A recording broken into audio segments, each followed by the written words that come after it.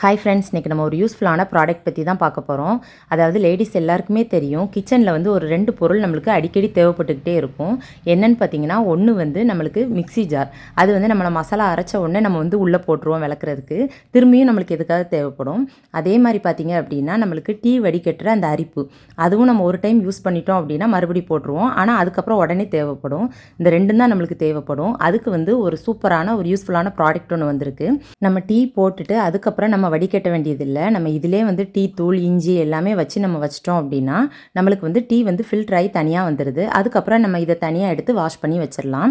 Okay friend, இது எப்படி செய்யலாங்கிறத நான் செய்கிறேன் பாருங்கள். ஒவ்வொருத்தங்க ஒவ்வொரு மாதிரி டீ போடுவாங்க. அதாவது சில பேர் இஞ்சி புதினா சேர்ப்பாங்க, சில பேர் வெறும் டீ தூள் மட்டும் சேர்த்து போடுவாங்க. நீங்கள் என்னென்ன ஆட் பண்ணணும்னு நினைக்கிறீங்களோ எல்லாமே இது உள்ளே வச்சுட்டு நம்ம க்ளோஸ் பண்ணிவிட்டு அதில் ஒரு கொக்கி மாதிரி கொடுத்துருப்பாங்க. அதையும் நீங்கள் மாட்டி விட்டுட்டீங்க அப்படின்னா சூப்பராக டீ ரெடி ஆயிரும். ஓகே ஃப்ரெண்ட், இந்த வீடியோ உங்களுக்கு யூஸ்ஃபுல்லாக இருக்கும்னு நினைக்கிறேன். வீடியோ பிடிச்சிருக்குன்னு நினைக்கிறேன். வீடியோ பிடிச்சா லைக் பண்ணுங்கள். அடுத்த ஒரு சூப்பரான வீடியோவில் பார்க்கலாம். பாய்.